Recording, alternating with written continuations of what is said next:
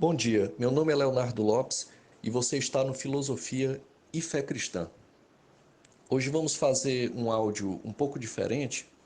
Estávamos seguindo a linha do livro Filosofia e Fé Cristã, do Colin Brown, e nos áudios referentes ao Tomás de Aquino. Mas, como temos falado muito sobre uma diferenciação entre filosofia cristã e fé cristã, no sentido de que a filosofia, em seus 25 séculos, é algo mais geral, mais abrangente, a filosofia cristã, enquanto uma área específica da filosofia, de uma forma mais geral, mas também sendo a filosofia cristã uma área, um segmento de algo muito maior que é a fé cristã. E aí temos falado muito nessa relação entre os três campos, mostrando que a fé cristã é propriamente o campo mais abrangente. Como foi falado em vários outros áudios, não é necessário que uma pessoa estude filosofia para propriamente vir até fé. Não é necessário que uma pessoa venha a acreditar por conta de um argumento filosófico, uma proposição lógica.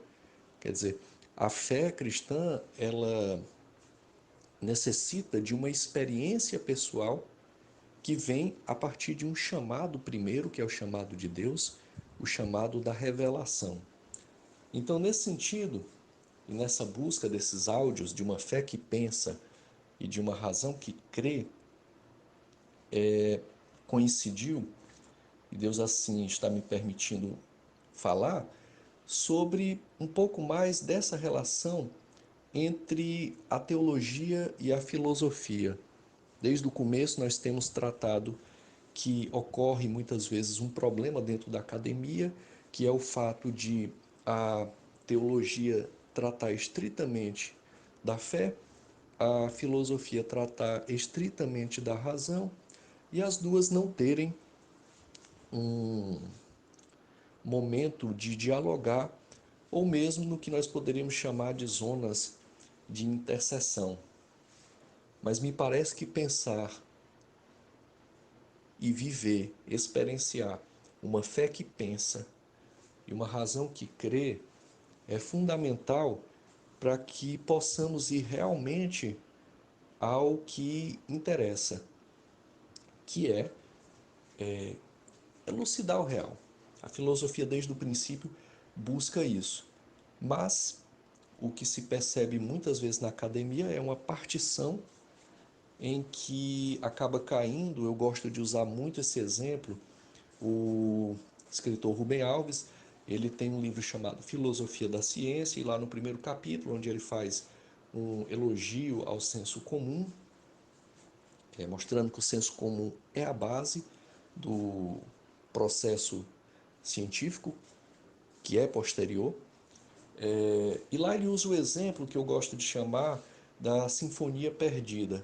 Ele dá um exemplo criticando a hiperespecialização, mostrando que hiperespecializar tem sua importância, obviamente, e ele reconhece isso, mas também tem muitos problemas, porque seria como dar um piano e o sujeito que vai tocar a peça, a sinfonia, só conhece uma tecla do piano. Quer dizer, não vai acontecer nada. Ele vai ficar lá tocando a tecla, tocando muito bem aquela tecla, mas nós não teremos uma sinfonia.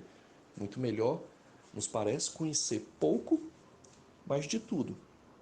Porque assim, pelo menos, teremos uma sinfonia. E nesse sentido, então, que é o problema que ocorre propriamente muitas vezes na academia. Ah, eu não vou tratar esse autor porque ele não é filósofo, ele é teólogo. Sim, mas por que ele é teólogo? Ah, porque ele tratou de fé. E fé não é racional. Quer dizer, me parece extremamente dogmático analisar por esse viés. O que nós temos buscado nesses áudios aqui é justamente encontrar zonas de interseção. Talvez possamos dizer assim, zonas em que se interconectam. E aí surgindo isto, propriamente uma fé que pensa, uma razão que crê. E aí, analisando um pouco, eu vou dar um pulo aqui. Mais à frente, o livro do Colin Brown vai tratar do Karl Barth, que é um teólogo do século XX. E mais à frente iremos tratar acerca dele. Mas eu estava lembrando aqui de um livro que tinha lido dele, e em que trata bem essa relação entre a fé e a filosofia. Em uma curta passagem do livro, pega 3 páginas e meia somente, o livro chama Credo, e ele trata lá da questão do credo antigo. O livro do Karl Barth se chama Credo, e tem uma curta passagem realmente em que ele trata desta relação entre fé e filosofia. E aí eu aproveitei, peguei, reli e vou repassar isso hoje, porque acredito que vai ajudar um pouco nesse debate entre qual a relação da filosofia com a fé cristã e qual a relação da fé cristã com a filosofia cristã. Eu acredito que esse texto vai ajudar a elucidar um pouco melhor essas relações entre filosofia e filosofia cristã, e entre filosofia cristã e fé cristã. Assim como, aonde eu acho mais problemático, filosofia e a fé cristã. E aí, como sempre nesses áudios, eu tenho trazido algumas vezes algumas experiências pessoais que eu tive dentro da faculdade. E algumas cicatrizes, alguns bons momentos, para que não fique algo muito pesado. E nesse sentido, o texto do Karl Barth chama-se Dogmática e Filosofia. Ele vai traçar aqui as diferenças entre a dogmática e a filosofia. E aí eu começaria perguntando para vocês o que é um dogma.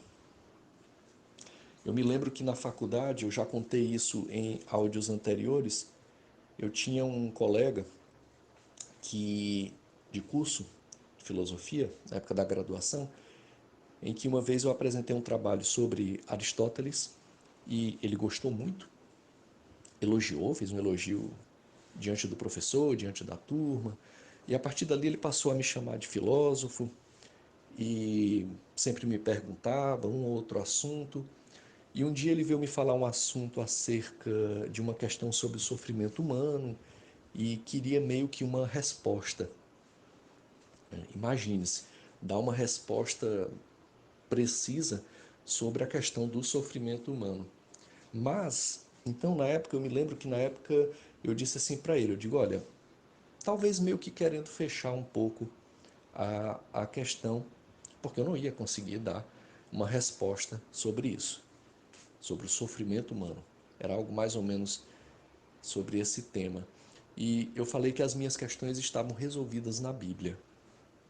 E a partir daquele momento, ele mudou completamente a postura. Antes ele me chamava de filósofo, agora ele passou a me chamar de dogmático.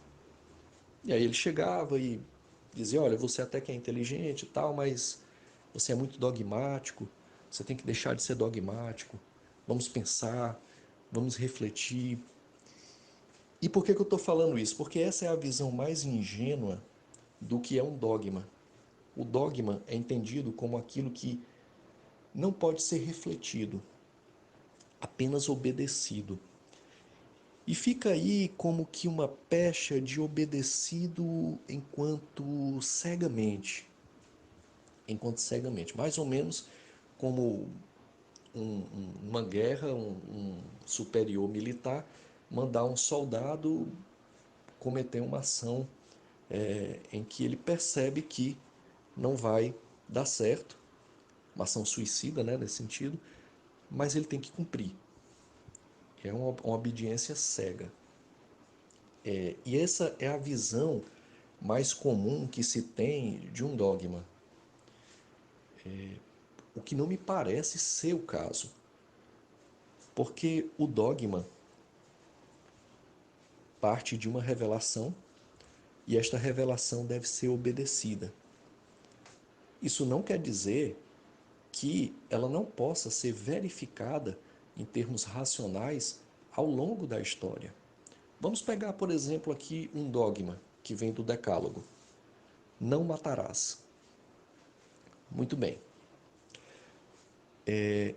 Ao longo dos milênios, esse dogma não caiu. Todos nós concordamos que uma sociedade civilizada só pode permanecer se esse dogma for cumprido. Imagine-se uma sociedade onde as pessoas saíssem matando umas às outras. Alguém vai dizer: ah, mas isso ocorre. Sim, ocorre, mas com consequências. A lei está aí para punir quem comete essa infração. Então, nesse sentido, este é um dogma que permanece. Agora, como vocês mesmos perceberam, fizemos avaliações em torno dele: sociedade, permanência da sociedade, o uso das leis para a punição dos infratores. Então, longe está essa visão de que o dogma ele não pode ser refletido. O dogma é refletido. Claro, os séculos passam. Quantos milênios se passaram em torno deste dogma que está presente no Decálogo? A permanência nos diz algo. Quer dizer, não subestimemos as pessoas em achar que elas acreditam em coisas de uma maneira cega, de uma maneira irrefletida. Pode até acontecer, mas de uma forma geral, acreditar no dogma que a Bíblia nos apresenta é obedecê-lo e, em obedecendo, verificar que é algo bom para a vida do homem. É algo que traz vida, não é? Como disse Moisés, eu hoje vos apresento dois caminhos. Um leva à vida, outro leva à morte. Escolham. E aí verifica-se, bom, gerou realmente vida? Gerou. Então, quer dizer, esse percepção, ela vem de uma percepção de uma verificação na história, uma verificação racional. Mas seguindo aqui, existe uma visão então mais madura, que é essa, de que há uma dimensão racional e uma verificação histórica. O título aqui do texto do Kaubach chama-se Dogmática e Filosofia. E, como já dissemos, o objetivo do canal aqui é perceber essas intersecções que existem entre fé e razão, e que são possíveis, devem ser analisadas. Se nós pegarmos, por exemplo, um outro autor do século XX, não sei se eu sei pronunciar muito bem o nome dele, mas acho que é Dooyeweerd, faz parte do, salvo engano aqui, neocalvinismo holandês. Ele vai dizer que a raiz do pensamento filosófico é algo religioso. Então existe em todo pensamento, a raiz, se você procurar, ela é religiosa. Pensemos, por exemplo, nos pressupostos lógicos da filosofia. É necessário fé